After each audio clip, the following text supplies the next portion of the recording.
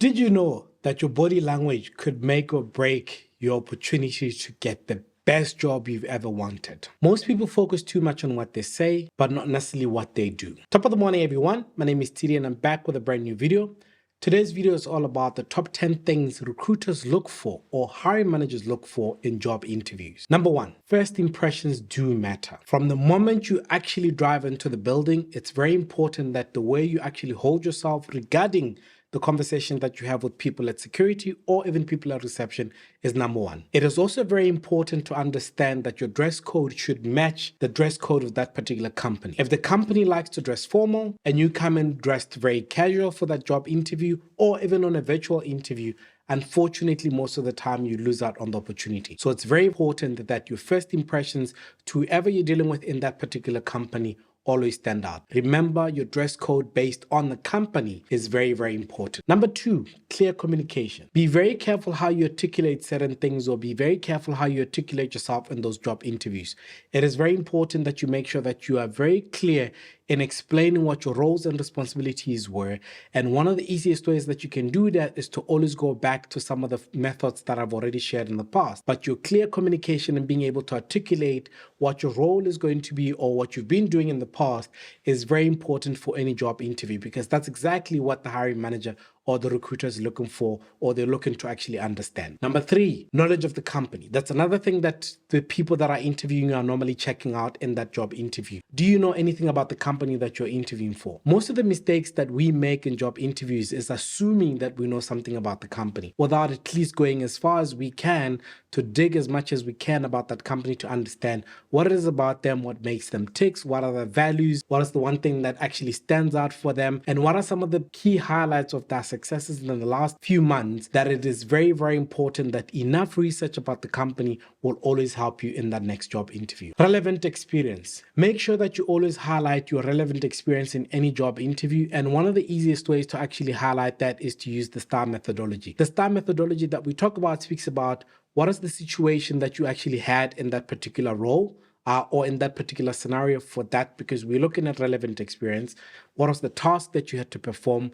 What actions were done, as well as what are the results at the end of that? And remember, as I mentioned before, the results don't always have to be positive. Some of the results that we've actually had the best lessons from did not always come out as a positive thing. So it's very, very important that you make sure that you articulate that using the STAR methodology to showcase to that hiring manager that you've got the relevant experience for what exactly they're looking for. Problem-solving skills. A lot of hiring managers or recruiters always ask situational task questions or situational related questions to try and understand how you'd actually handle some of those scenarios. In most cases, the reason they do that is because they know that some of the people that have failed in that case had failed because they could not deal with certain scenarios that they're presenting to you. So it's very important that when it comes to situational questions, you're able to articulate based on, also once again, the STAR methodology to ensure that people understand that you know exactly what you'd be able to do in that particular case if that scenario is presented. So situational judgment questions or situational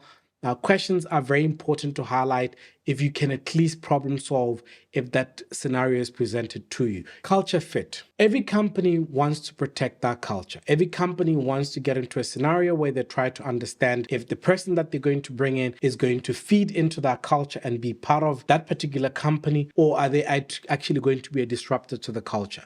So culture fit is one of those important things that recruiters or hiring managers are looking for in any job interview. So it's about also knowing exactly what the cultural norms or what the values of that particular company are, because once you know those, it is easier to make sure that if there's a cultural question that is addressing certain specific things, you're able to showcase that one, you know a bit about the company, two, you know some of the values that also resonate with you. The one of the easiest ways to show how you are actually able to fit into the culture of a company is to always identify one or two values that the company has and show the manager or whoever the recruiter is how those resonate directly with you. You don't have to take on the 10 values that the company has. One or two would always go a long way. Adaptability. in today's fast moving world, or in today's fast changing world, every company wants to know that if they hire somebody that's in that particular role, they'll be able to adapt with the changes. So I'll give you an example. 2 years ago, if you asked me anything about AI, I always thought that AI was only for people that were working with AI, people that were training models, or people that were focusing specifically on statistical data and models and quants and all those different things. In the last 2 years alone, we've now been able to see how powerful AI can be, where almost every conversation that people are talking about is all about AI. Now, if you go into a job interview and you get asked any questions about what's happening in the world of AI, whether you are a recruiter, you are an HR business partner, or even a marketing person, and you cannot articulate the benefits of what AI has been to your industry and your world, unfortunately, it means that from an adaptability point of view, you are lacking behind. AI has been able to actually assist as many people as possible, including some of us in recruitment. So it is very important that when you come to that job interview, you can showcase how you're adapting to the changes of AI. Number 8, enthusiasm and passion. One of the things that we've always hated before in any job interview is every time you ask somebody a question and they say, I am passionate about this. Worst way of actually answering any question. Sometimes people don't want to hear you talking about passion. Show your passion in what you're talking about. So if you're talking about recruitment, what are the new trends that are happening? That is how you showcase your passion. Teamwork and collaboration. One of the things that you should always understand is that most companies always want to know that you can collaborate or you can work within a team. You don't have to be in a team to be able to collaborate. In some cases, you find that your job requires you to work alone in most cases. However, as part of the handover, there's always somebody else that you need to collaborate with. And a lot of managers want to understand, can you collaborate with other people outside of your scope of influence? And if you cannot showcase that in your examples that you're giving and how you've worked with other people in the past, unfortunately, in most cases, managers will not select you. The last one is professionalism. Professionalism can be shown in so many different ways. One of the things that you can always show professionalism is, one, by making sure that you do not bash your previous manager or your previous company. As much as you might be hurt and you might be pissed off and you might be anything else, talking badly about somebody else or your previous company, unfortunately, does not always help or does not do any justice for you and that particular company. So make sure that you avoid that and stay professional. Even if you want to tell people that your previous manager was a horrible person, there's always a professional way of actually showcasing that without saying those words. So remember, the managers want to see that, can you be professional?